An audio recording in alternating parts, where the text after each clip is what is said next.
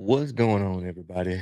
Welcome to episode 2 of the No One Has It Figured Out podcast. I am your host, Tramaine Davenport.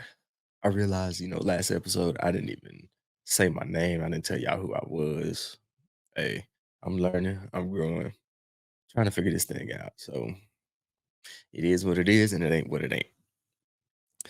But anyway, uh, like I said, this is episode 2. Today is March 10th. Time's got me messed up. I'm tired. I'm a little scatterbrained, y'all. So excuse me if I ramble, get a little off topic. Um, this episode is gonna be a hard one for me because I'm gonna be super open and honest about some things that I've been through in my life. Some mistakes and stuff that I've made and stuff like that. So and yeah, before we get into that though, I kind of want to start off with what I would like to call, let's say, words of the week, right? And excuse me, I don't script any of this thing. I don't write show notes. Not for this episodes. That is just me. If I script it, I'm gonna overthink it. I'm gonna go into analysis by paralysis, and I'm not gonna get this thing done. So I just hit record and run with it. So let's go with our words of the week, right? So here, we'll get into some of the things that one of the things that the military has given to me that has been fucked up and beneficial, right? So I have I've had to come to terms with my mortality, right? Where and this is the fucked up part, right? Where I know that at any moment my life could be snuffed and taken away from me, right? By sometimes by unforeseen circumstances.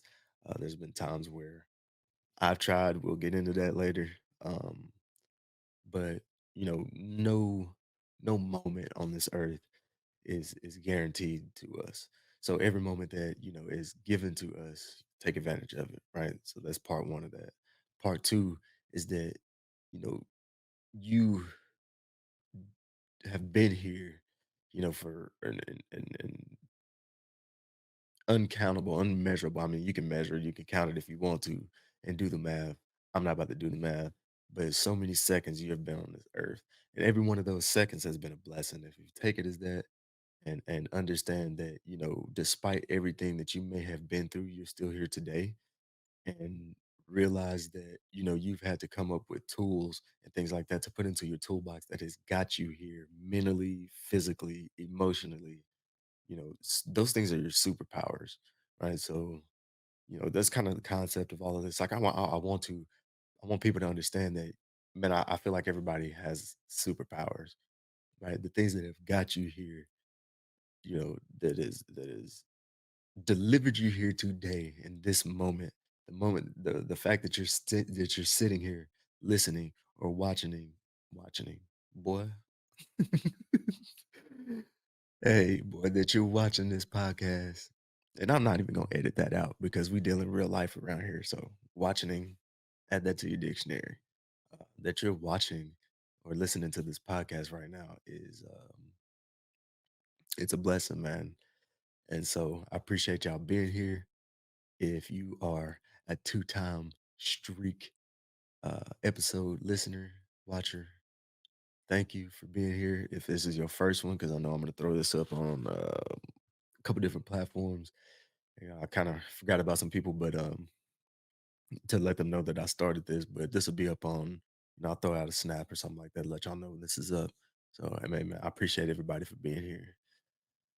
Without further ado, man, let's get into it. Episode 2.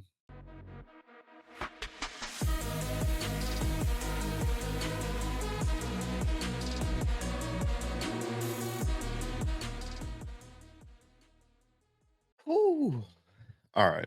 So before we really jump off into this thing, I want to kind of do a disclaimer kind of deal, right? So I may talk about a lot of things that I learned and a lot of things that I've been through, and I know that some people might take it as me being self-righteous, or that I think I've got things more figured out than other people, and that's the exact opposite of what I want to portray. Just know, I have a saying that I've done a lot of bit of living in a little bit of time, so I've had to, and I've talked to a lot of people and I've met a lot of people and I've had some really deep conversations with a lot of people that come from a lot of different backgrounds, a lot of different upbringings, a lot of different religious beliefs, a lot of different political beliefs. Uh, and one of the things that I had to come to realize is that it takes all kinds to make this world go round. So you'll hear me say this a couple times, throughout because I really do believe this that I am a student of perspective. Um, and what I mean by that is I think that everybody, I meet everybody where they are in time and space at the moment that I'm, have an interaction with them because I know that people learn things all the time, new things all the time. I may have a conversation with you and we talk about some topics and I may open you up to a different perspective. You may open me up to a different perspective. So your thought process may change in that moment. So the next time I talk to you, I'm not going to come into it pre-biased because you've went out and you had different experiences in the world. So, even when I meet people for the first time, I have to understand that this person is a product of, whatever tools their parents had, raising them at the time, whatever education system that they went through, whatever school you went through, um, is going to give you a different perspective on where you're at in this moment right now. Whatever life experiences you've had, the tragedies, traumas, anything like that is going to mold you into something that has you believing whatever the hell it is, right here at this moment. So being a student of perspective has really taught me a lot of things. So when I understand that on that grand scheme, I'm just a fucking blip in the universe. We're all just, blips in all of this. I'm just another cog in the wheel, uh, another gear in the machine, man. So, I understand that my place in this universe is very small. So I even introduce myself to you know, uh, even like animals, right? Because animals kind of understand, and I may be getting way down deep off into it, but I introduce myself sometimes. Man, I ain't nobody.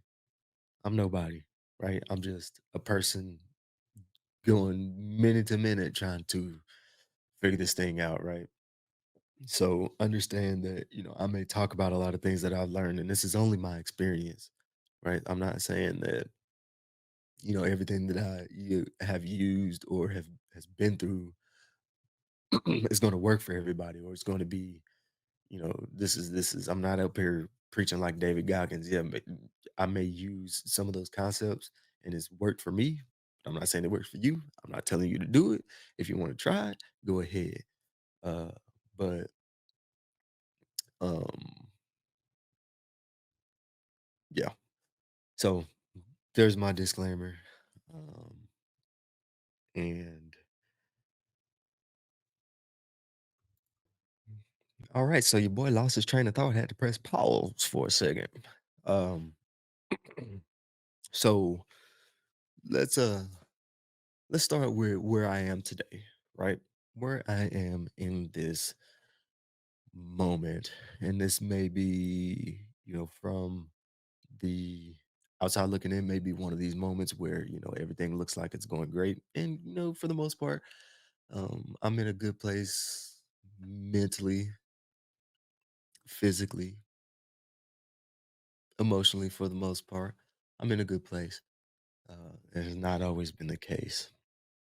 So, um, my day to day life, I am a husband, I'm a father, uh, I'm an employee, I'm a business owner, and now I'm starting this podcast. Right. So, I'm still working in the crane world, anywhere from 50 to 60 hours a day.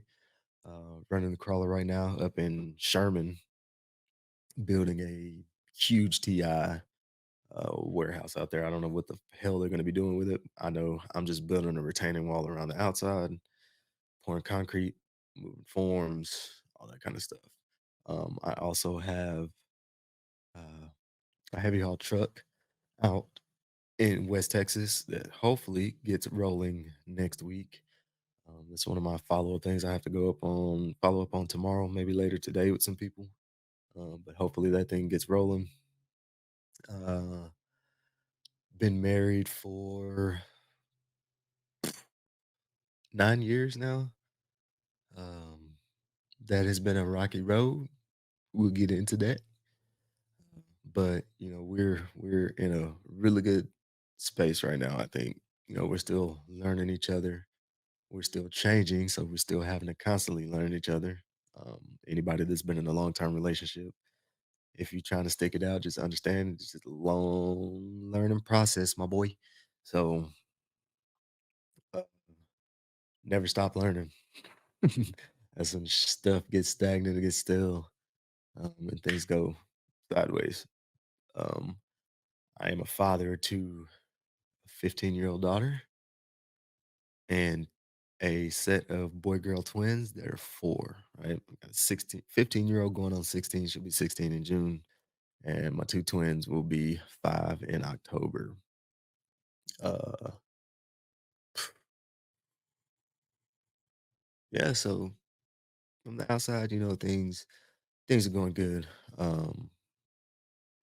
If we rewind, I'll rewind, just for in the near past. Um, January 8th, I just got out of a bankruptcy, y'all. So I started this business back in like 2019 and with super high hopes of, replacing my income and things like that. And I dove off the deep end, right?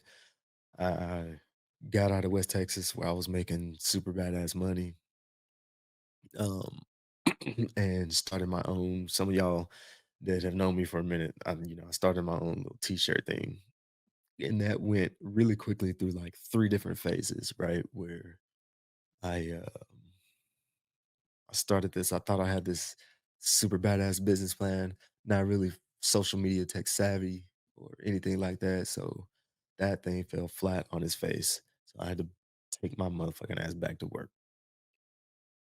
But I kept the business as a side hustle. I just had to go through a little rebrand. And COVID hit. And boy, let me tell you, I was not ready for that. Uh, because there were some things that I probably could have capitalized on, but I had a little bit of moral issues with myself of, putting out things that, I saw people were dying or I thought people were dying. I don't know. Whatever the news was reporting that people were dying of this pandemic. And right, there was an opportunity there to flourish very well off of that. And I couldn't bring myself to do it. So the business took a hit. Plus the whole supply chain thing. That happened. I couldn't get things for things that would normally take me 14 to 30 days to get. It was now taking me 90 days. And so, that kind of put a hard pause to the things I was doing. So back out to West Texas I go. And yeah, I had a good time out there. Just working for a company. I won't say the company's name. Um, but I met some cool people out there, made a lot of money. And was making a lot of money by, I won't even sugarcoat that shit. I was making a lot of fucking money. Um, you know, more than in a week, I was probably making more than what most people make in a month. So um I kind of got to a point where, you know, the money was great, but at the same time, I think my home life was taking a huge hit. Especially for my kids, man. I was missing my kids growing up, and I've already missed, a lot of my oldest life, due to the military and always having jobs out in the oil field. I missed a lot of life. So that was taking a huge impact on me. So I decided to leave this job. I'll be a little bit transparent. I was making over 5 grand a week, and I turned that down to come make a little under half that a week. But hey, I'm here every night. I'm enjoying time with my family more, and I think for me, I think that's a little more important. It's kind of propelled me into a place where I'm a little more. emotionally and mentally healthy. And we're gonna get into it where, I was that was not always the case. Not at all. So give me a sec. Okay. So I'm gonna go back into, some of the things that has made me who I am today. And I'll shoot another quick disclaimer. If I'm gonna say some things that have, been rough to me, some experiences and things that I have done, um, wrongdoings to people that I have done. Um, and I kind of want to set this up because I do not do I have regrets? Yes. Um, but I have to humbly accept those regrets as lessons for me because they have taught me more about myself and how to deal with other people and some of the wrongdoings that have been done to me or whatever I feel like is wrongdoings. Again, this goes into a little bit of the being a student of perspective where I understand that, a lot of those times people only had the tools that they had to deal with. So, I'm not bashing anybody. I'm not bashing myself. I've bashed myself enough, right? And I can be super transparent with some of these things that I'm going to tell you because I know that nobody out here in this internet world is going to be able to beat me up more than I already have. So, yeah, we'll get into that too. So, the reason I want to do this is because, again, like I say, I want to normalize normal human existence, right? So there was a time where I was at my peak. Dude, like I said, I had the business going. I was I was driving a badass company truck. I had my own personal truck going. I bought my first house at 21, 22, something like that. Um, 4 bedroom, two-bathroom house, 2,500, 25, 26 square 100 square feet. You know, looked great. I was progressing very quickly in my military career. For those of you that are not familiar with uh, the Army's rank structure, right? So we'll just go the enlisted route. There is E1 through E9, right? So just you have to go through every one of those for the most part, right? E1 through E9. Uh, I'll start off and say I was an E1 for 3 years of my first military career due to some clerical errors. We may get into that a little later. I'm gonna try to keep this episode short, but it may run really, really, really long. So I'll get into that later, maybe. So I first 3 years of my military career, I was fighting all of that stuff. But I once I made E4, which happened in one formation. So those of y'all that know, I went from E1 to E4 in one formation, got called up again. I was like, no way, I'm getting corporal. They gave me AAM for keeping my morale high, through being essentially fucked. The old green weenie strikes again um, for that much of my military career and still, coming onto a deployment platform. I was on my way to Iraq.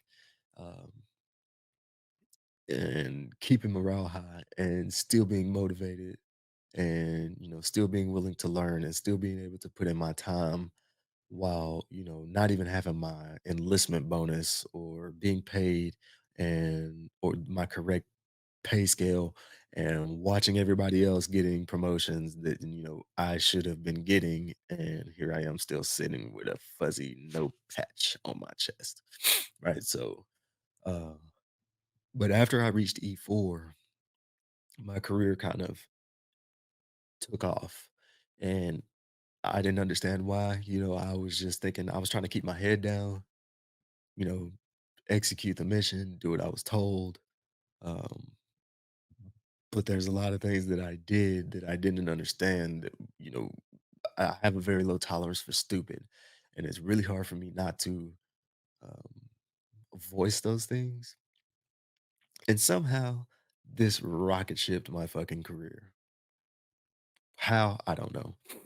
But anyway, I was in a class with some guys, and I had the opportunity. I drove my company truck up there. I had I think it was like a Ram 2500 diesel, all decked out and all this stuff. And this I'm getting out, got my starch jeans on. I go inside, switch into my uniform, and there's another guy there that I'm hearing him talk, and he's like, "Man, I got this fencing business. I got to go cut all these cedar posts and all this stuff." And he's blue collar worker, man, real respectable dude. I don't remember his name, but real respectable dude. And I'm like, man, that it's tough, man. And somehow we ended up talking, and I think I was giving him some advice, how I um, started, taking care of business in my military career. And I'm like, dude, like this hasn't always been sunshine and roses for me, especially in the military. So, here's the things that I've done here lately in these past, 6 months that has kind of propelled my career. And he was like, man, wait a minute, what? He's like, I had you pegged for, this guy that was just, in the right place at the right time. And then, that may have been part of it, but he didn't understand all the things that I had been through and trying to get to where I was, right? That he didn't know I was an E1 for longer than I was a fucking E4. He didn't know that. It's not normal in the military. He just thought that, man, here's this young cat that is progressing through the ranks. He's got a badass PT score, which at that time I did not. I can muscle through and beat a lot of people, but and for people that don't know, a PT score is your physical fitness training test, right? It's a at the time a 2 minutes of push-ups, 2 minutes of sit-ups, and a 2 mile run. It's since then changed into the something else. We won't get into that. But I told this guy, we got to talking, and I think we talked for like 2 or 3 hours, man. And I kind of went into some of my childhood and some of the things that I, was struggling with at the time. And he was like, "Bro, my bad, man. My bad. Like I didn't know." He's like, from the outside looking at you, he's like, I would have had you pegged as somebody that was just spoon fed. You were spoiled. Everything has been given to you. And he's like, now I see that's not the case, man. And I apologize. And he's like, you are a super humble dude. And it would be great to know more people like you. So, I've had a few of those conversations, which is, kind of got me to where I'm at now and doing this podcast. I told y'all before in episode one in the intro that a lot of people ask me to write books and things like that. And again, once I put something in black and white, I think that's too concrete, right? Because I'm still learning. I'm still working on things, from my past, and I'm still accomplishing new things, right? So I don't want to put anything in black and white, and sit here and have to come up with constant revisions every time I learn something because it may be tomorrow. It may be in the middle of the damn book that I'm writing that I learned something new and I got to go back and rewrite it. The book will never be finished. So, uh, yeah, let's jump off into the deep, deep past, right? Where some of the childhood stuff and um yeah, let's jump off into the childhood stuff. I'll be all right. So right off the bat, I am Fort Worth, Texas native. Was born 1988. Makes me 35 years old by today's date. April 4th is my birthday. So I'll be turning 36 here within a month. I was born in Harris Methodist, so downtown Fort Worth. If anybody knows where that is, I spent most of my formative years. If anybody knows Fort Worth, the intersection of Miller and Berry is probably the biggest intersection I can tell you where I grew up. I would give y'all the address, but I have an uncle that lives there now, and I'm not going to give up his information. So just understand the intersection of Miller and Berry was where I spent uh, most of my childhood years. Let's say elementary school through mid middle school.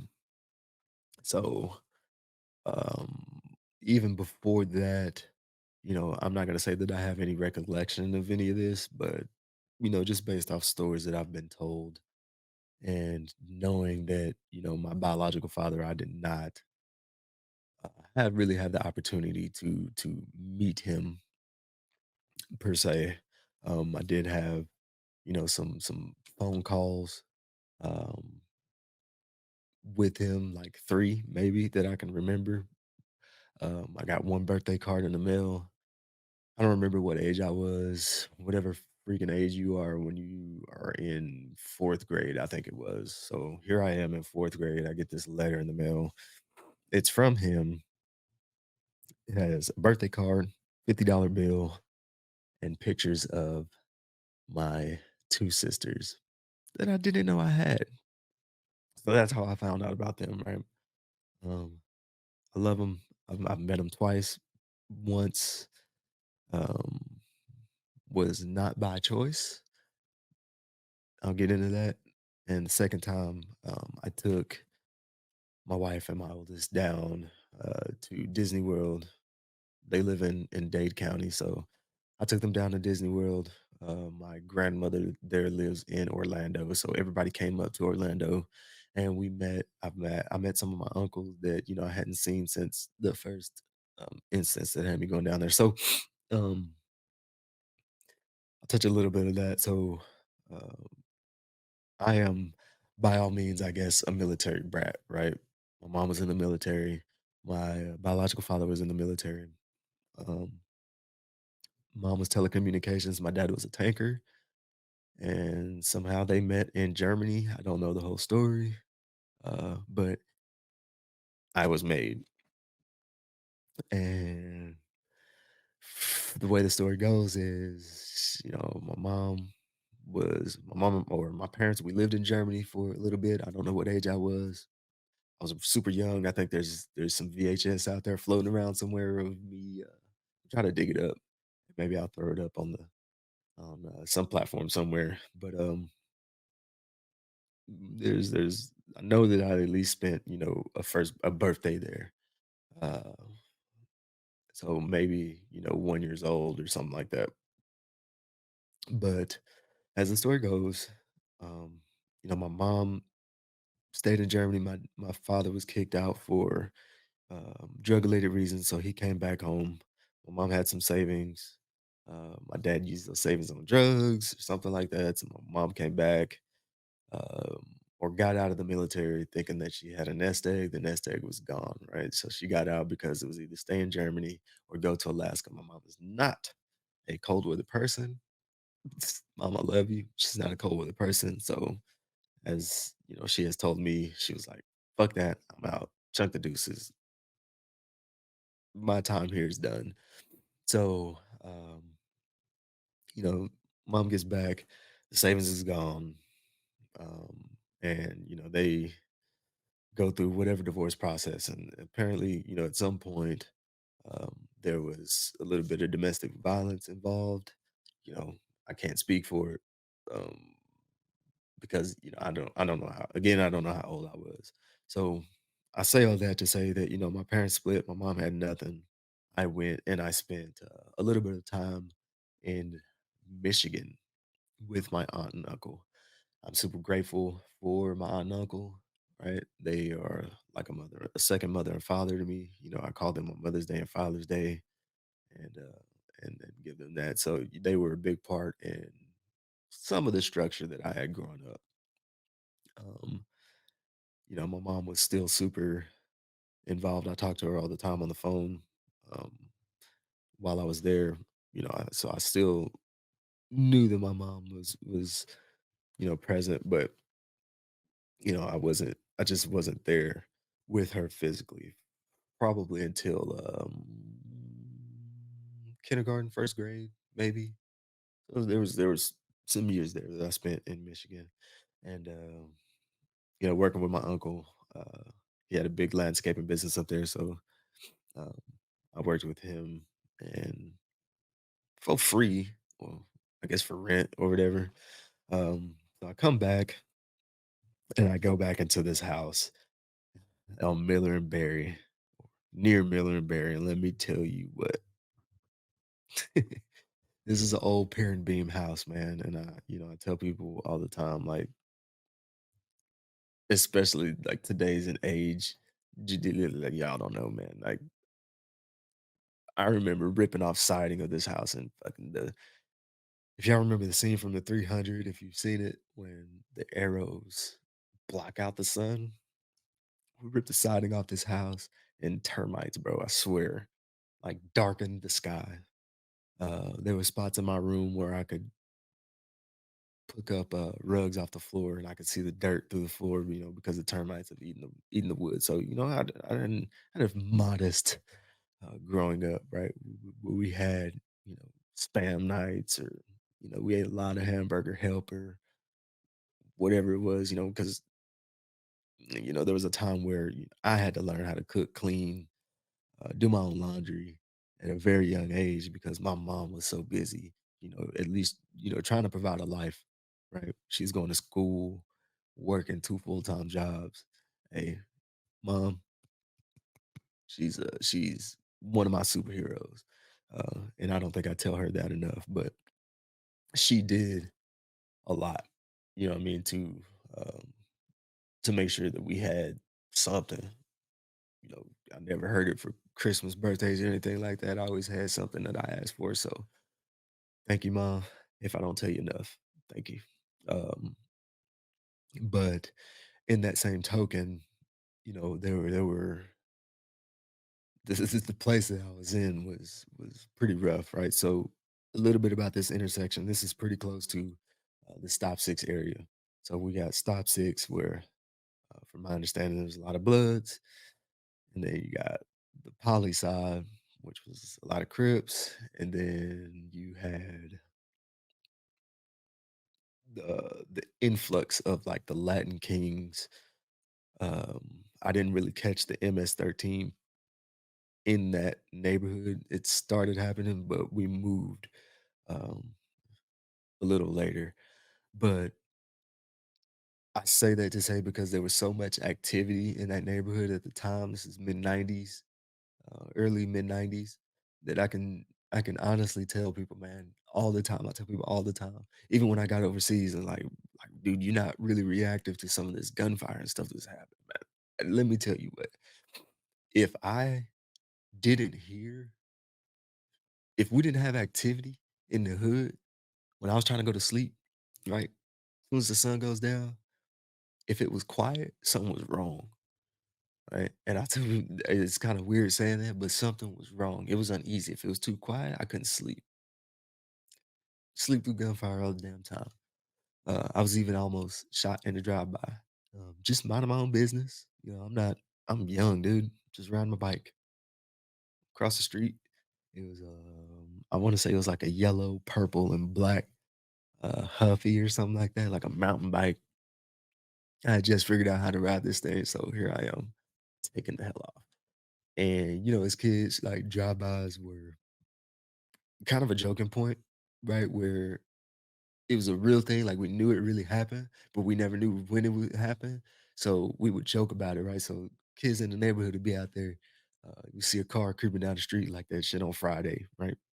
Van creeping down the street, we like, drive by," so we run and hide behind cars, hide behind the fire hydrant, like, that shit's really gonna give you any protection, so, you know, that was the thing we used to joke about, but, man, the one time that I'm not joking about it, I'm riding my bike, I get across the street, and I'm going on right across the street, and I go onto the sidewalk on the opposite side of the street. And uh, as I make that left hand turn, there was a car. I don't remember what kind of car it was. I think it was like a burgundy color or something like that, man. But I started seeing the windows roll down, real dark tint, windows rolling down. They got rims and shit. Music's not playing, and I saw like just guns just come out the window. And dude, I'm hearing bullets whiz past me. I'm like, what the hell? I'm like, turn and look, and they're obliterating the house that is across the street, kind of catty corner across the street from me. So I kind of lived in the T intersection. You can come down one street and it run damn near straight into our driveway. But the house that was across the street, I just took the left hand turn. If I would have turned right, I would have been right in front of that house. So I took that left hand turn, and I mean, as soon as I took that turn, bullets are whizzing past me. And so I stop and I look, what the hell is going on? Dude runs out the house because I mean, he's got kids, he's got his mom in the house. He runs out the house and starts throwing bullets down the street. And I'm just like, okay, well, they didn't hit me. I'm gonna keep riding my bike. So that.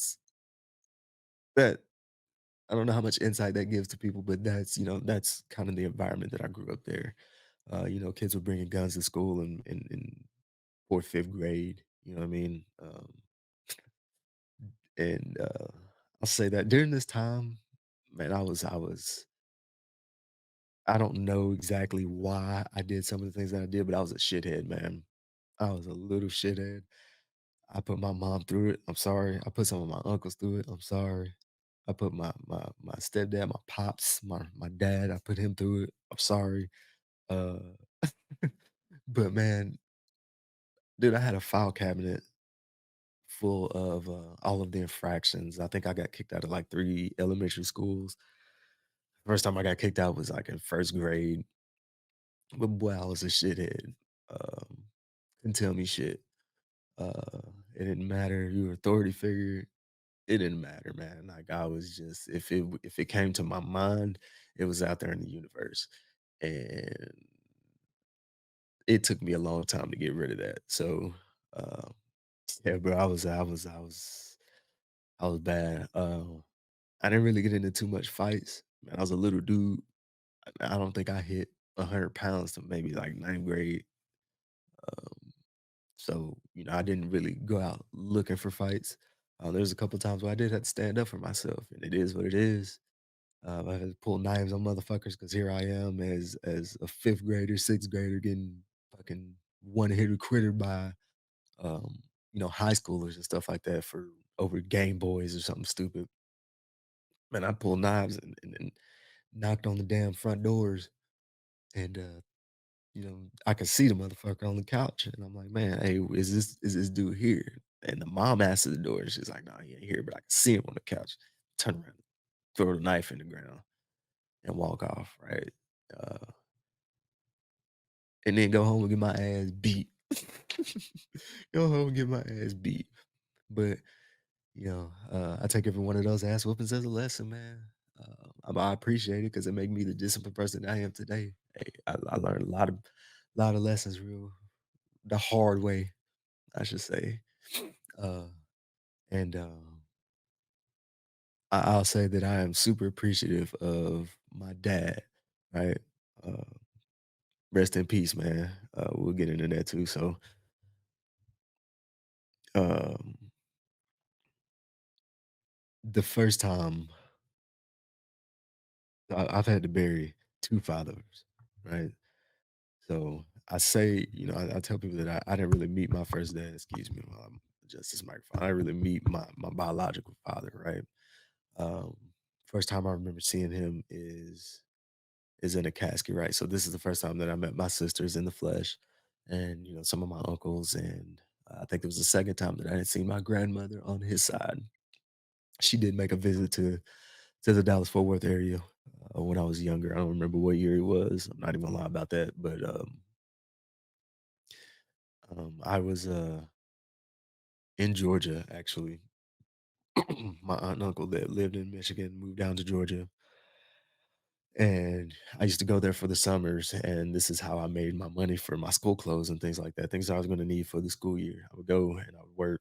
I'm not old enough to get a job, but I'm not gonna put this on my parents, but I would go and for my financial burden, right, for that because I used to make stupid mistakes, and my mom kinda cut me off.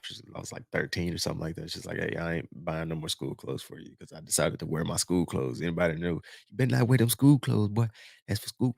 I wore my goddamn school clothes to Six Flags and got caught. And yeah.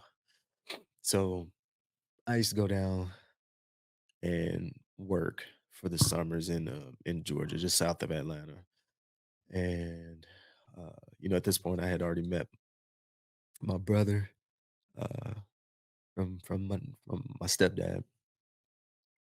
And it's really hard for me to call him my stepdad because he did a lot for me. That's my pops, man. But uh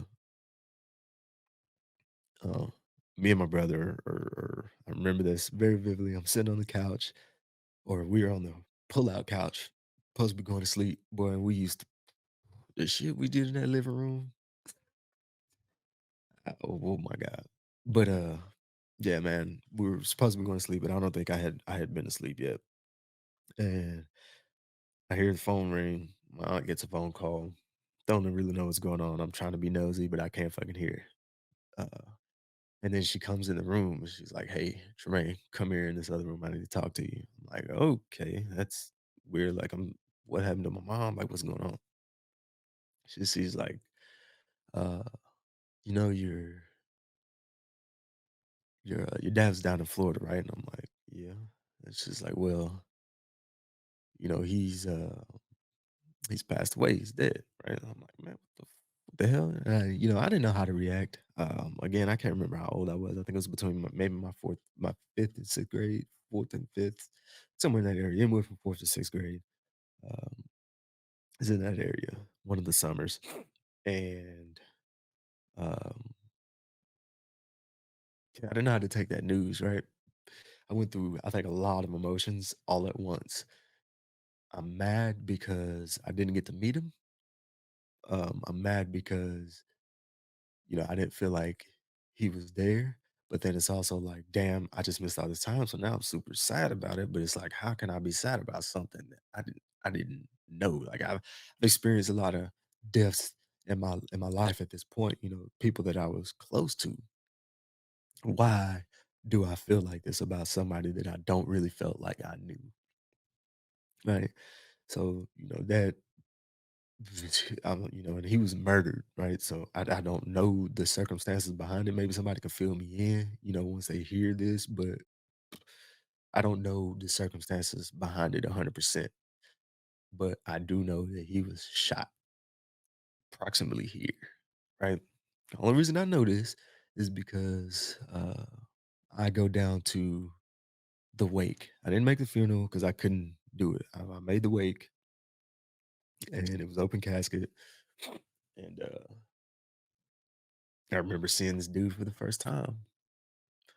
And I kind of felt, some form of satisfaction at that point, or, closure, or whatever the hell that feeling was, whatever it was, as my 10-year-old, 11-year-old brain could perceive at that time.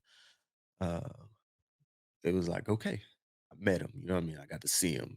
Kind of looks like the dude in the pictures, just sleeping. Don't really look the same, but I saw him in the flesh, right? So I'm like, okay. And my mind is starting to process that, and I'm okay with it. Not really, but I'm okay with it. And we get back to the hotel rooms, me and my mom. She came down there to I guess, help me through that time. And she's crying. And I'm like, Mom, you told me stories about, some of the things that you went through. Why are you crying for this man? And she was like, he didn't look the same. Right. He had to get his face reconstructed back together to have that open casket viewing. So now I'm thrown back into a whirlwind, right? Where did I really meet this man?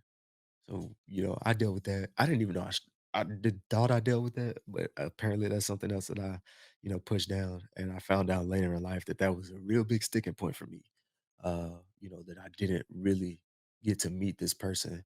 And some of the things that I ended up being in life, was emulated to this person that I never even really met, but it was like the negatives. I don't know what positives I gained from them. Again, I don't know. But, I found out later on in life, in a real big way that, this was a sticking point for me. So, I made it through that. Uh, Luckily, by this point, entered my pops. Uh, Again, rest in peace. I lost him last year. Um, that one was hard, man, because he was one of the realest dudes I met, and I got to I witnessed a real big decline in him after him and my mom split. And this is something that I carry with me uh, on a daily basis, man. I don't know. My last conversation with him, ooh, my last conversation with him, um, I I felt something was wrong. Right? He had a drinking problem, and he was telling me that hey, I'm doing good, and then he called me again a couple months later, and I can tell that he was drunk. And but the last time I talked to him, I almost had like a come to Jesus moment, but it wasn't going to be effective for me unless I was there in person. So I told him, "Hey, I'm gonna figure it out." You know, I was in a real deep financial hole at that time, but hey, I'm gonna figure this out, and I'm gonna come up there and I'm gonna see you. And he told me like, "No, man, you ain't gotta come up here." And I was like, "Nigga, shut up! Like, shut the fuck up." Told him that straight up. Shut the fuck up. Because what if I miss you? You know what I mean? What if I want to come up there and I miss you, the person that raised me? And in my mind, I'm like, dude, if I am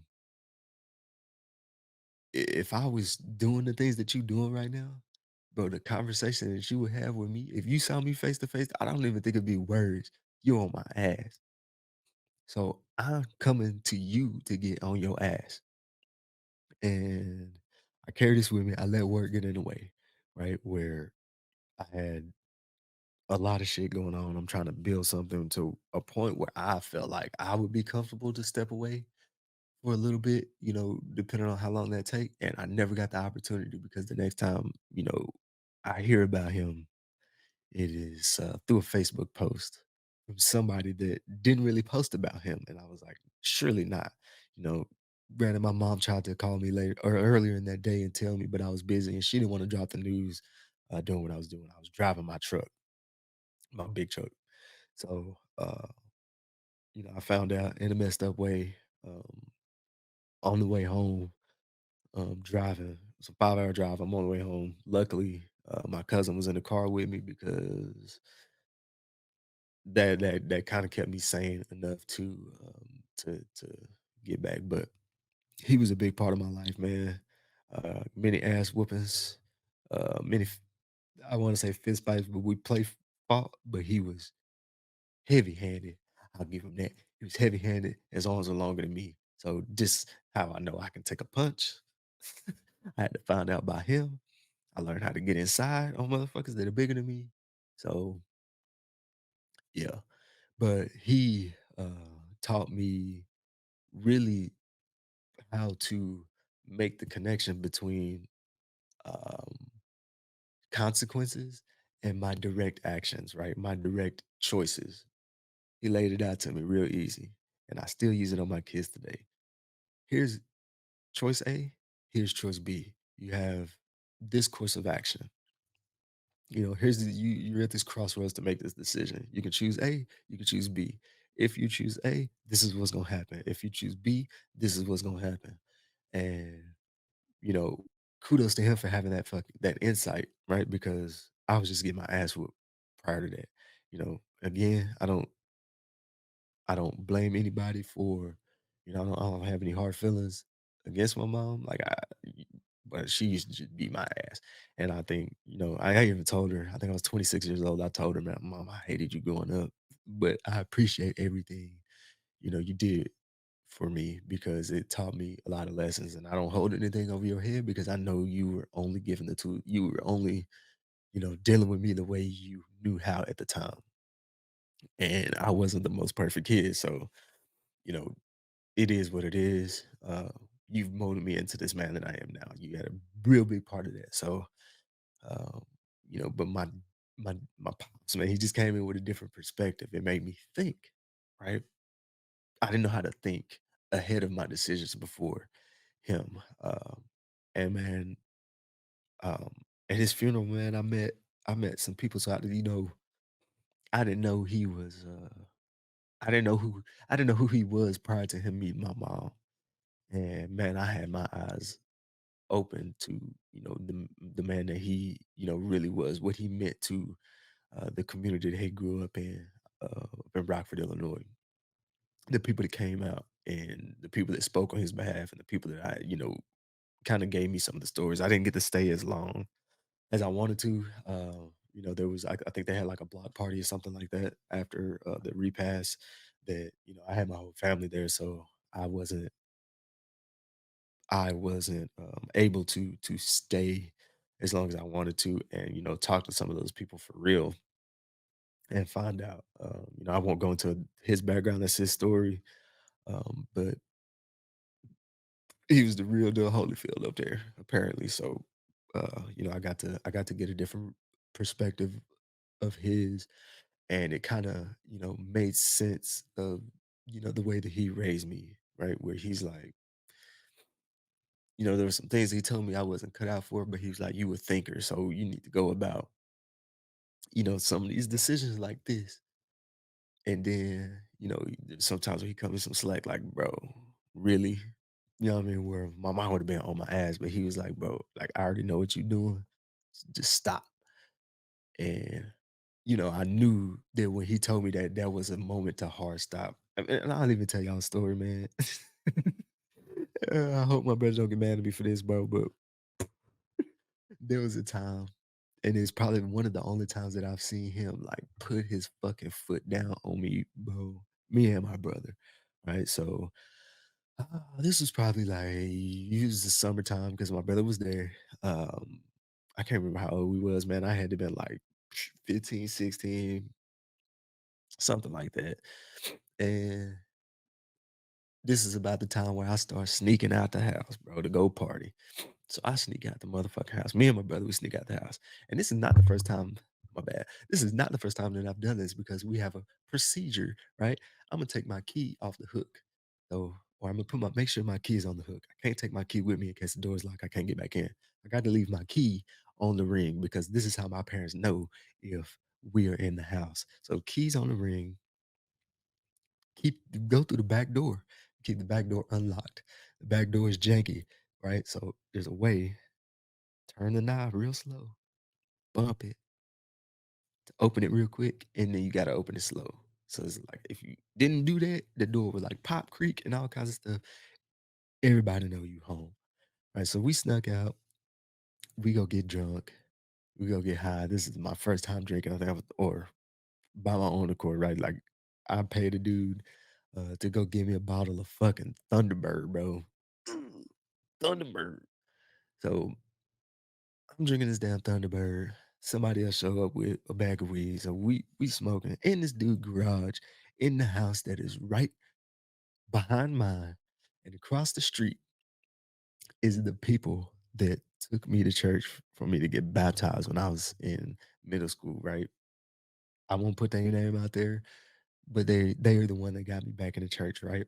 So here I am in front of these motherfuckers' houses with the garage door up, and we smoking. And at some point I look up and I'm like, bro, was that truck there? That truck wasn't there. Is that truck there? Pull out my little Nokia brick phone that I had. I look at the time. I'm like, bro, it's fucking like 1:30 in the morning. This dude just got home. We all smoking weed. Like, hey, I look at my brother. I'm like, hey, bro, we got to go. We got to go home now. So little did I know that dude had probably been there. That truck had probably pulled up 30 minutes prior. So he just seen everything that we doing, passing the blunt around. I'm like, man, I didn't know. So we jumped the fence. I don't know how. We jumped the fence, go back home, and I'm like, okay, we gotta get back in the house. And I'm my brother, I'm sitting here, I'm useless. Sorry, I'm so messed up. I'm sitting in the dang patio furniture, laid out like that, man, trying to my world is spinning. I'm crossfaded. I'm trying not to throw up. I'm trying not to pass out. I'm trying not to do a whole bunch of stuff right now, but just hold my shit together. And my brother's trying to open the door, and I can hear him bumping it. He's like, "Bro, the door is locked, bro. The door is locked." And I'm like, "Nah, bro, you just don't know what you're doing. It's a secret to this shit. You got to get up here. Let me get up. Let me try." So I get up and I stumble my fucking drunken high ass over to this door, turn the knob, and I bump it. It's locked. And I'm like, it only took me one time because I knew I was like, "Bro, this hoe is locked, bro." So he immediately mad, but what the fuck we gonna do? What we gonna do, man? Damn, what we gonna do? Like, we gotta go face the music, right? And I'm like, but he's the one that comes up with that. He told me we were just gonna have to suck it up and go, bro. Cause I'm over here again, my world is spinning. I'm back in the lawn chair trying to figure it out. I'm like, fucking, I'm just about to sleep in the backyard. And he like, nah, bro, get up. So we jump back over the fence. I don't know how. We get back over the fence and he like, bro, sober up, man, sober up. We gotta ring this doorbell. Gotta ring this doorbell. So I'm like, rub my face, take a couple deep breaths, ring the doorbell, and my pops answer the phone. I mean, answer the door. And when I tell you, I was in that, what happened afterward, I would have been much more comfortable if it had come from my mom because I have never been shut down like this, man. This dude answered the door, and my brother asked, "Hey, can we come back inside?" And in that moment that he asked, "Can we come back inside, bro?" The drunken high hit me all over again, and I'm just like, and I remember him looking up and seeing me, and he said, "Hell no," and slammed the fucking door, man. He slammed the door in our face, and that was the first time that it was like, I feel like he turned his back on me, but it was like one of them super hard lessons, like, now we really fucked up. You know what I mean? If we have got him to this point, we really fucked up. But yeah, I went back to a friend's house, spent the night. Somebody came in at some point and was like, "Hey, the cops are here, shut down the party." I'm like trying to drag my drunk ass under the bed. So I get halfway into the bed, I pass out. I wake up the next morning. I don't remember what time it was, but my brother's gone. He's went back and he's faced the music. So I'm like, yo, hold on, y'all. I gotta piss. All right, I'm back. Sorry about that. The morning brew is running through. So I mean, I just tell that story because that's something that I learned to have in my life, right? Where he taught me, um, be strict, be stern, set your standards, but don't let people like you don't have to show the beast inside you all the time. And I got to see a flash of the beast that day. And it scared the fuck, bro. Scared the shit out of me, man. Uh, I came home later the next day, way later the next day. It was hours. Like I was like, fuck, dude. Like there ain't no way. My brother went back before me. I'm like, man, wow, I gotta go back. Finally I'm like, all right. I didn't play PlayStation all day. I'm like, it's the next day. It's about to be the next day. I have to go home. And I go home, man. And I turn the corner and they sitting in the garage, everybody, all three of them. And at this moment, it was like, okay, this is one of the moments of my life where I realized face the music. Uh, ain't no point in lying about stuff. Face the music. If you fuck up, you fuck up. So I had to tell my parents to their face, yeah, I got drunk. Yeah, I got high. Yeah, I snuck out the house. And I only got grounded for a week. But I tell you, the fucked up part.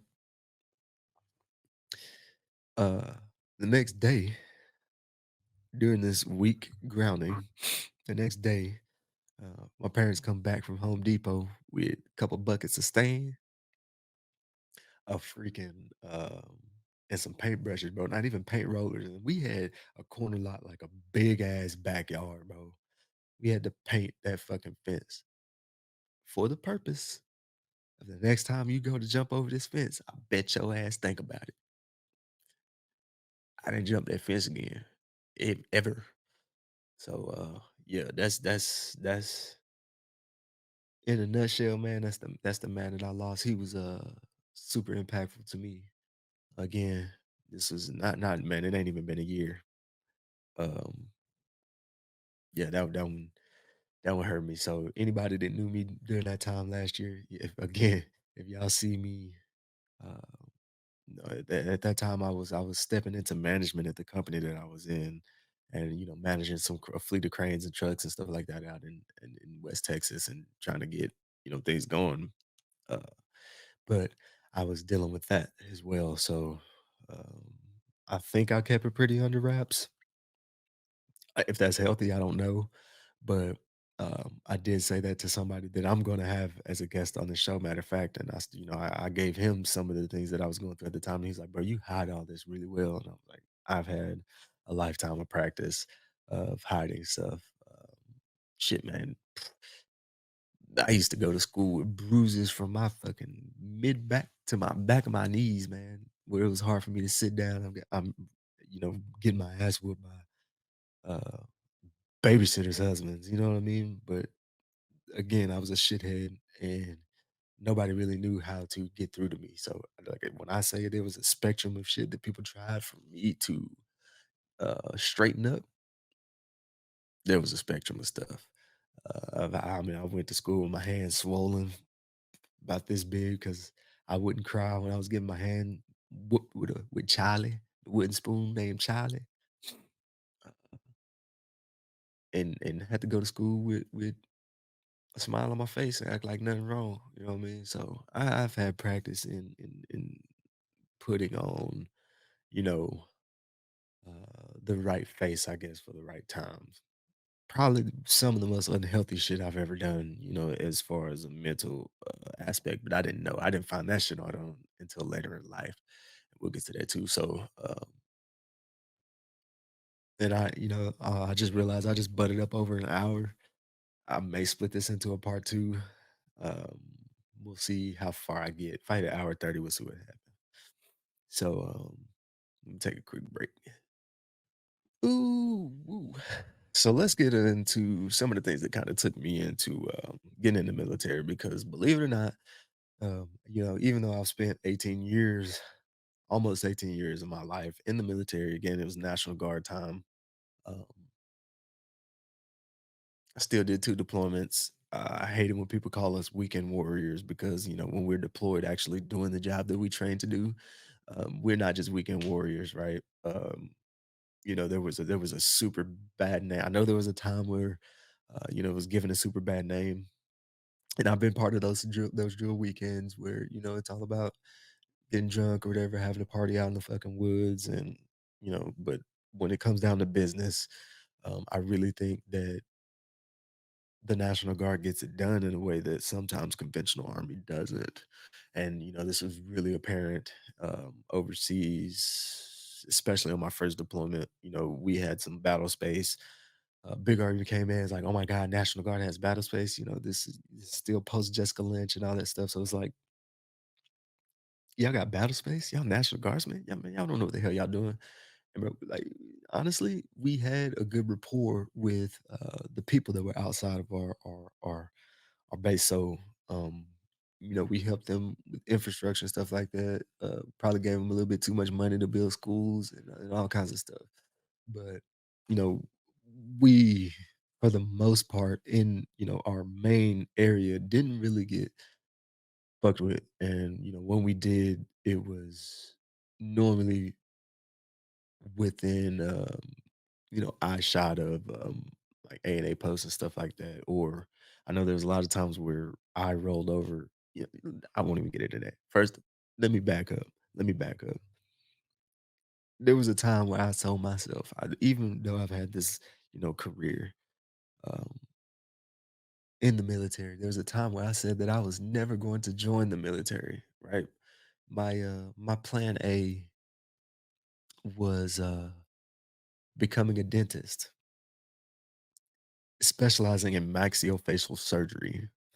What fucking high schooler? Matter of fact, this was 10th grade. I think I made this decision. Had no reason. I always had good teeth. I don't now. I don't know if y'all can see that, but I mean, I I came back from I never had a cavity until I was like 21. I came back from Iraq and it was like, "Dude, you got 1, 2, 3, 4." And I told the lady, "Stop. Why you counting like that? Just give me the final number. Skip the theatrics."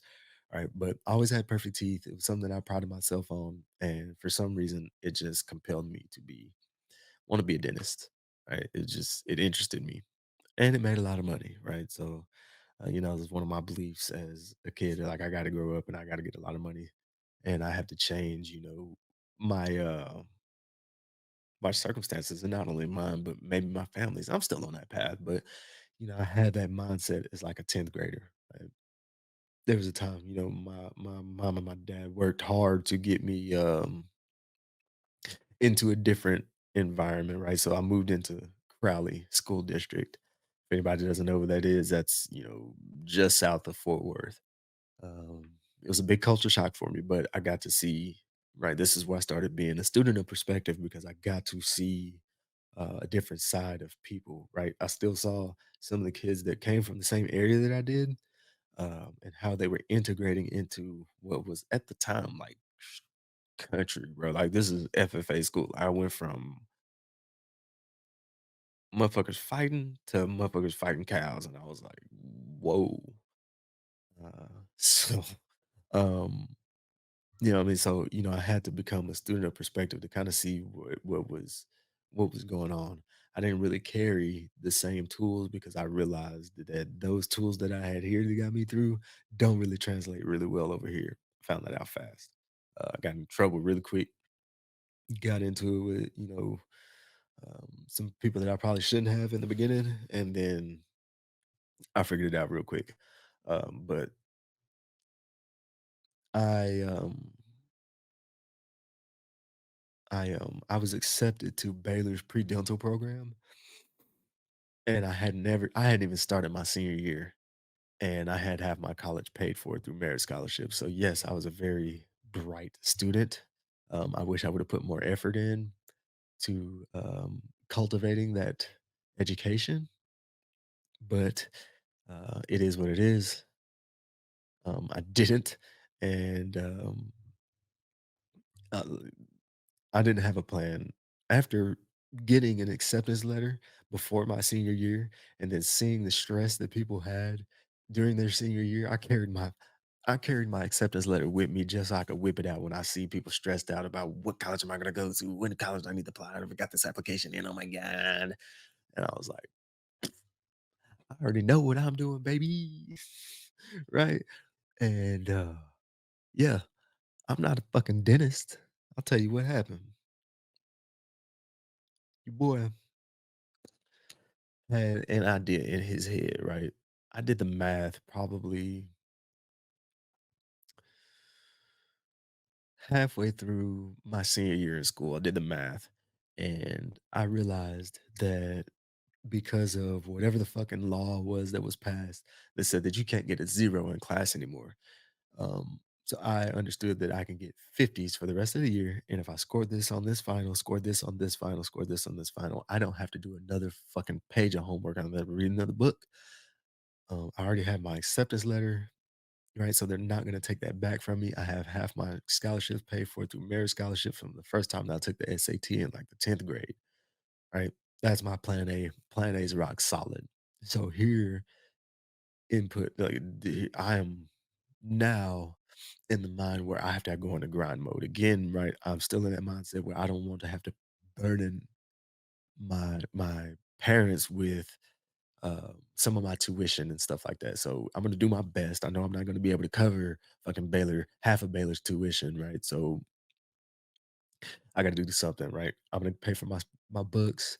I missed the no, that was for TCU. So I'm gonna pay for my books, I'm gonna pay for my tuition deposit, I'm gonna pay for my housing for the first month. I'm gonna get a car.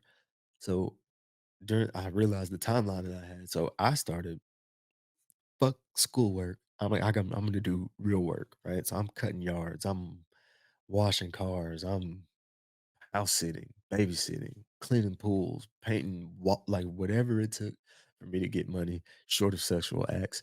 I was trying to do it. right? Get this money. And I let my grade slip. So now I'm getting progress reports that say, hey, your son's failing and stuff like that. So my mom's taking notice. She's not really saying anything, so I don't really have to come up with any explanation of why I'm doing what I'm doing. I'm just getting busy. But I turned 18. I never took driver's ed. I turned 18 and I needed to get a driver's license so that I could go get a car and so that I could go where I needed to go. And I we had a day where this was AP chemistry, biology, AP something, AP biology, I think it was. And the teacher was like, yo, I think it was a tax test week. At the time, it was the tax test. So this is tax test week.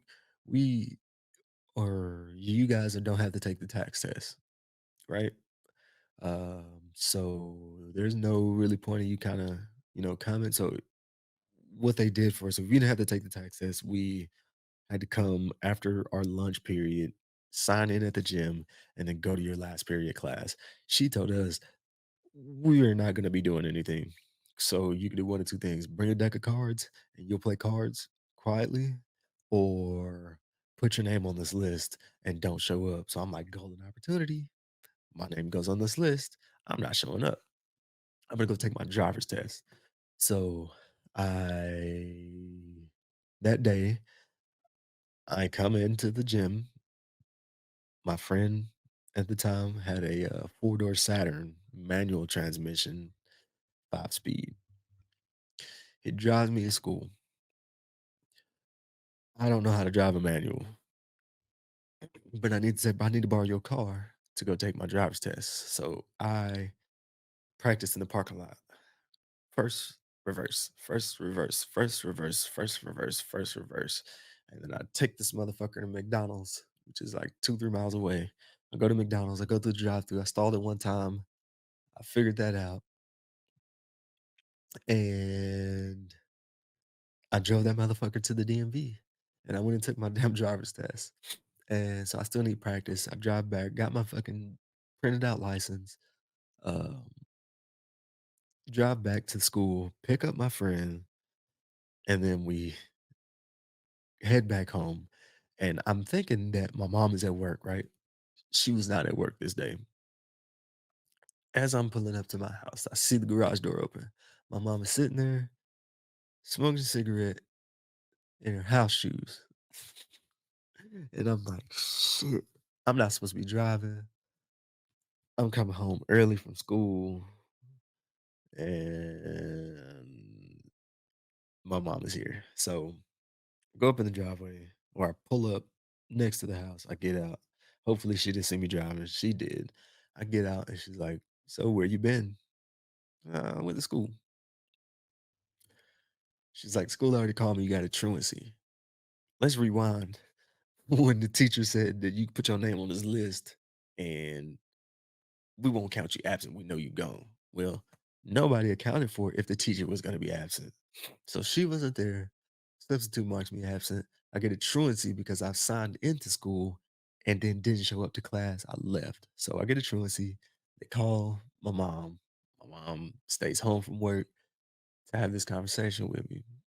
And this conversation went a little bit something like this. She told me, you have let your grade slip, um, you're starting to skip school and school is free and you're staying under my house. You have the most structured thing that you have here and you are letting this falter.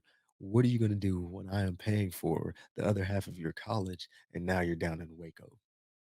I'm like, mom, like, I'm done with high school. Like, my mindset, I am so done with high school. I don't have to do anything else. I'm already on to the next level. I'm already on to the next level.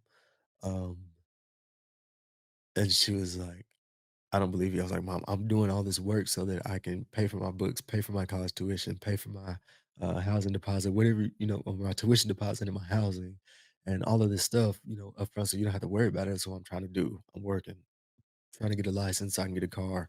I can go where I need to go, do what I need to do, get more money. I don't believe you. And that was like a gut punch, right? I don't believe you. I'm like, she, so, what are we going to do? And she gave me two options. In hindsight, I wish I would have taken one of these options. Option A was you can go to community college. This is TCC, right? You can go to community college for a year, get your basics out of the way, show me that you can keep your grades up, and you're gonna actually go to school and give a damn. And sorry if y'all hear that motorcycle.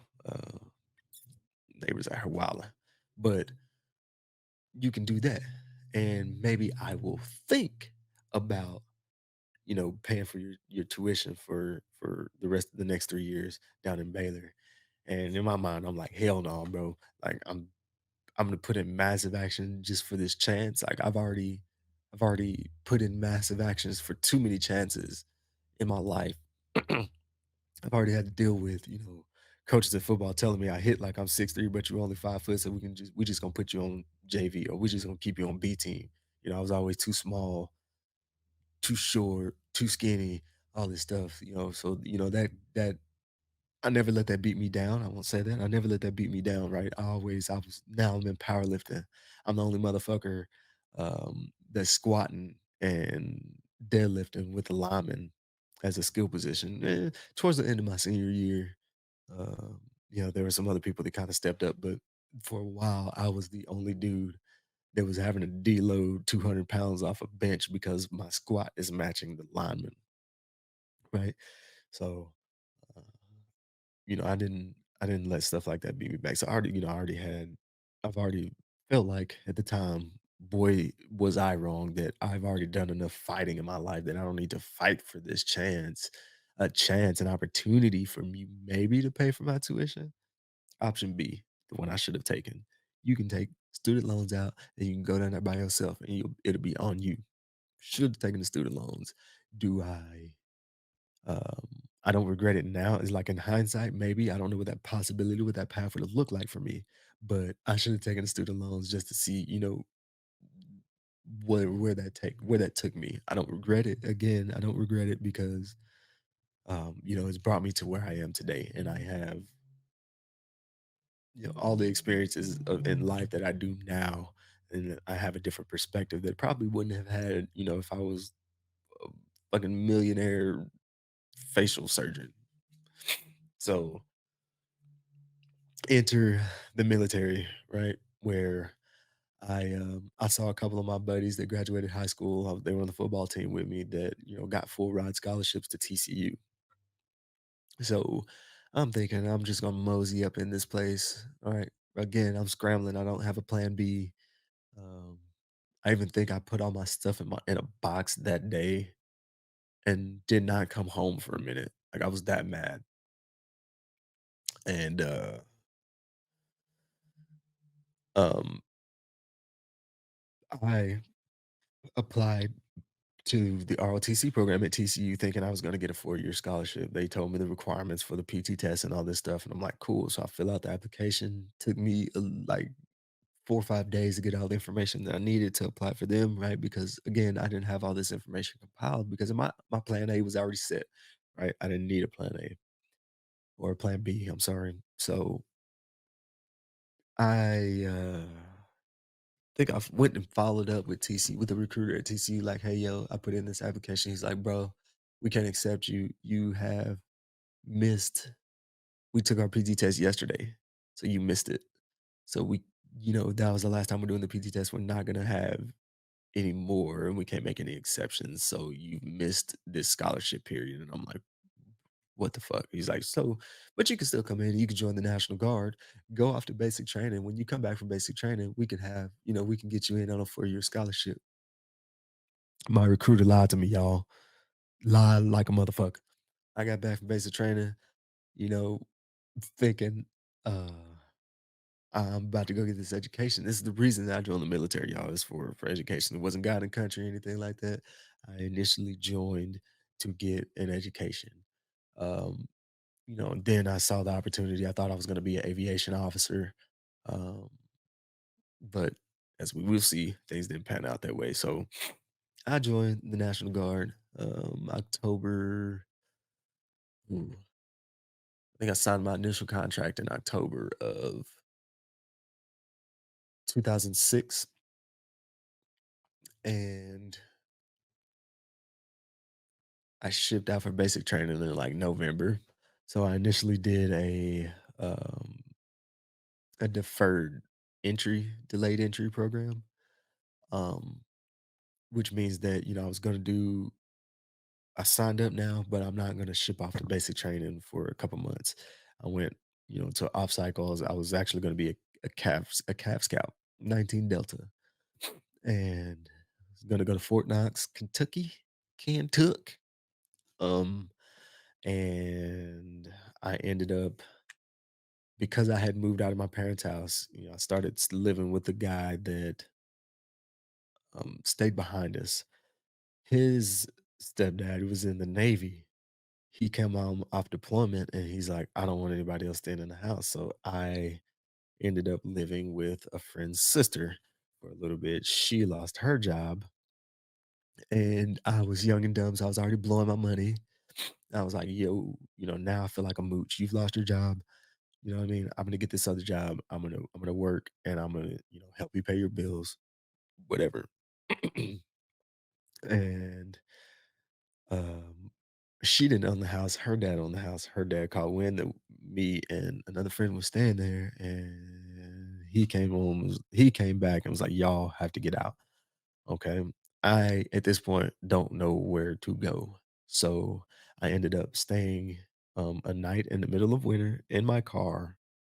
I had a 1996 Plymouth Neon Highline, biggest piece of shit I ever had in my life, right? So um that didn't have enough gas in it that I didn't know, I'm like, my mind, I'm like, I gotta go to work the next day, but it's also cold as fuck out here. I got all my clothes in the back seat, some in the trunk. So I'm turning on the car so that it warms up, gets hot, turn it back off because at this point, my gas needle is not even reaching the bottom of the red line, bro. Like I'm running on fumes, real fumes. And I'm like, I still gotta get to work the next day. So I endured that night, not knowing if I'm gonna be able to, like, if I'm gonna have to fucking walk to work because my car's not gonna start, and I don't know what to do. So I called my recruiter back up, and I'm like, "Dude,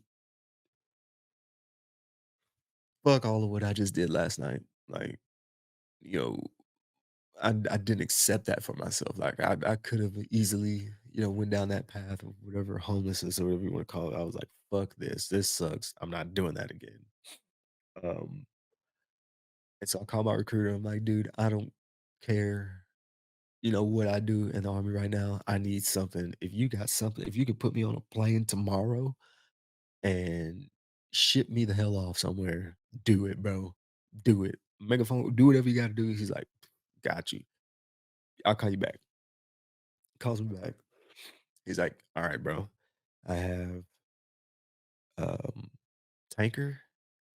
And in my mind, I already, did a little bit of studying. I know that, tank warfare is going away at this point, especially in the National Guard, right? So tanker, artilleryman, and he was an artilleryman, and he was like, "You don't wanna do that, that's backbreaking work, you don't have the frame for it." So I'm like, "Okay, I'll take your word for it."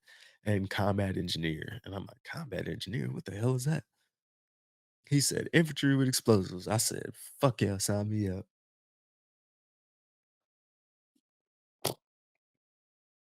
So, I went and did OSUT, one station unit training. Excuse me, what that means for people who don't know is I didn't have a break between my basic and AIT, where most people would have a graduation from basic training and then sometimes, at that point you can either take a break, or go straight into your specialty training, which is your MOS, is your job title. Uh, Most people have a graduation ceremony. My ceremony was, "Congratulations, motherfuckers. Y'all have graduated basic training. You're now in AIT and ain't no fucking thing changed." And we got smoked right there. For people that don't know, smoked means that we did a whole bunch of exercises, assortment of exercises. We had logs. Uh, yeah. Um, yeah. We got smoked. So, um, I don't even know where the hell I was going with that. So I remember. I was talking about OSA. So went to Fort Leonard Wood in the dead ass of winter. Uh, it was a horrible experience, but it was cool because I started seeing some of the ways that I had been raised fucking benefit me, and some of the things that I had been through benefit me, and understanding that high stress situations I could um, I could operate in high stress situations, and I was also being validated that I could operate in those by some of the people that are put in place to evaluate me, I guess. So my drill instructors singled me out because I already went into this place. I already went into this thing like I already know I'm gonna do push-ups. I already know I'm gonna do exercises. Like they're gonna yell, they're gonna do all this stuff. I'm gonna get spit in my face. Like I went into it knowing, you know, I grew up. My mom thought she used to tell me that I used to want to be a drill sergeant. So this is my chance. So I did push. I was the only person that could probably go into basic training that could knock out 50 push-ups like it was nothing. Aside from the people that went to like the Virginia Military Institutes and stuff like that. So um we had a couple guys that were hosses in my basic training, but for the most part, man, it was like I was on cruise control.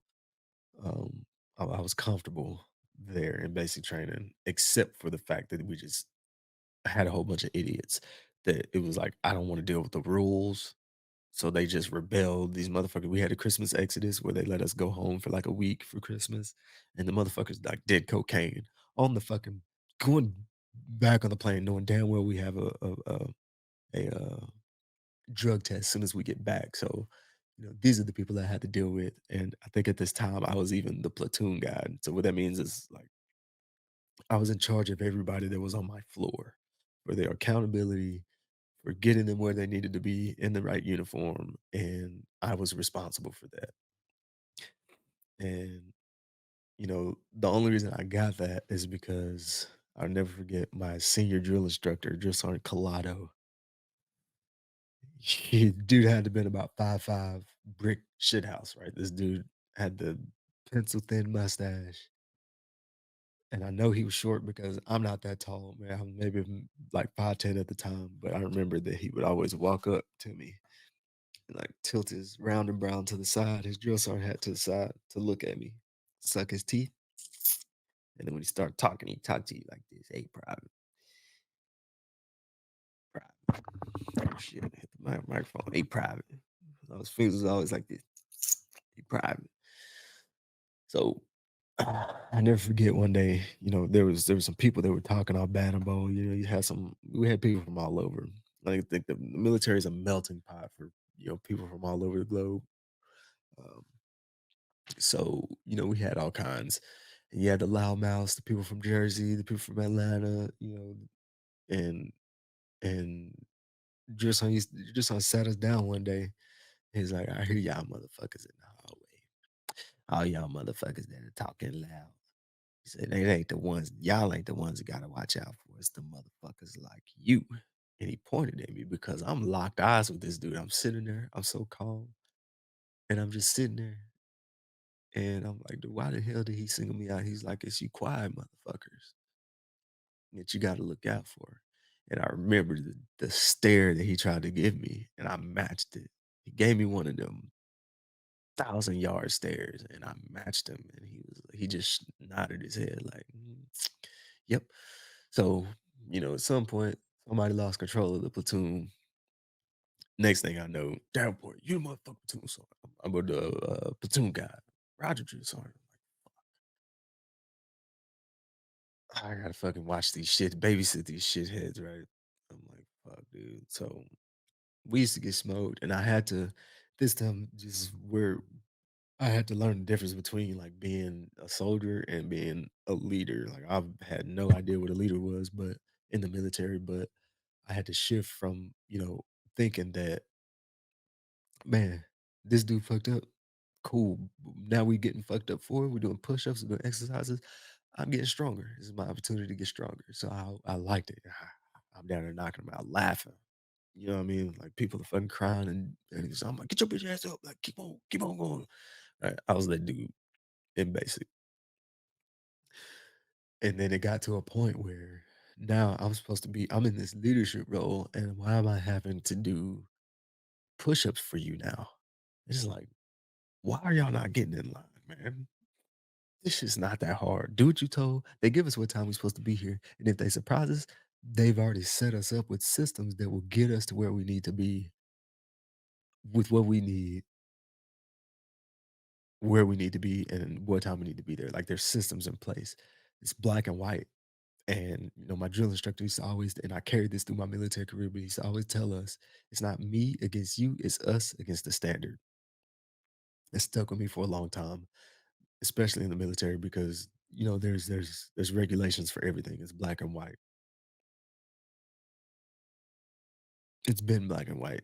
And this I won't go down that road. I'll get into that on a different episode with some people that I think I want to bring on. But it was black and white. The standard is here. The standard has been put forth for us. So we all meet the standard. Why is it so fucking hard for you, like 4 or 5 individuals, to conform?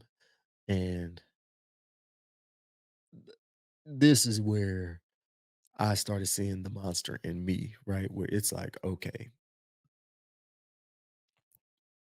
we get called out to what's called toe the line. And what that means is there's a specific row of tiles down our long hallway. When they call toe the line, we all have to put our toes on the line and stand at the position of attention. The position of attention, you are not moving, you are locked tight, your eyes are to the front, and you're not talking. There's no sound. And there was a day that, they called toe the line and we get out there and people are like talking down there. And I'm like, dude, y'all gotta shut the fuck up. And they're like, you shut the fuck up. And we have rifles, like real rifles, no ammo, obviously. That was only for range. And I told the person next to me, man, hold my rifle, man. Like literally hold my rifle. And I mean, we got dudes, big dudes, small dudes. At that point, I didn't give a fuck. I was so fed up with having to deal with other people's idiocy. Right. So I go down the line, who the fuck said that shit? And nobody wanted to fess up. Is it you? Like I'm bucking at motherfuckers. Like, is it you? Was it you? You say that shit? And motherfuckers bitching up, and I'm like, all right. So obviously, I'm built different, man. And I took that humbly, right? Because at that point, it was like, no, I feel like a lot of people at that point would take abuse of that power, right? Where I know nobody's really about what they talking about now, and I mean, I thought I was one of the realest leaders ever, bro. Motherfuckers had beef.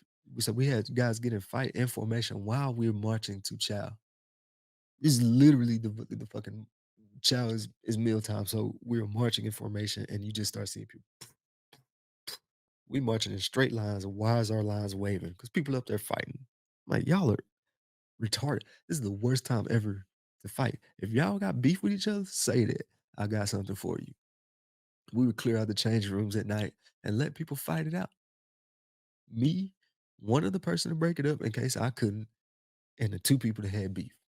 That's it. Everybody else, this ain't about y'all. It's not about the theatrics of it. Y'all got something y'all needed to handle, get it out in the open right now. So that's the kind of person I was in basic training. Um, again, I didn't. I had no inclination I was ever going to join the military, but because I didn't have a plan B, that's what I was thrust into. So take a quick pause. All right, y'all. So I took that last pause because I realized that I kind of ran up against the hour and a half mark, and I don't really want to talk y'all's heads off. So I'm gonna make this a part one, maybe a 2-part introduction to me, and some of the things that I've been through. Um, I think the next episode, and I may even record it right after this. So if y'all see me in the same shit, I'm not wearing the same shit the next week. I'm just sitting down and recording. I don't want to make this episode too long. I don't want to lose people's interest. But the next episode, man, I'm gonna get into some real tough times for me, where things started kind of coming to a head. I kind of got into my childhood, but again, there was a lot of things that I repressed a lot of things that I didn't deal with, and I didn't realize that I wasn't dealing with them until they all came to a head. Um, so that'll be on the next episode, man. I appreciate y'all at least sticking this one out. Um, my nose is starting to stop up, so excuse me. I have really bad allergies. I don't mean to sniff into the mic, but it is what it is. I appreciate y'all sticking it out for me. If you like what we're doing here, um, like and share. Again, this is on YouTube. It's on Podbean. If you can get the Podbean app, or if you have Apple, I am on Apple Podcast Space. So yeah, that was a little bit about me. That was part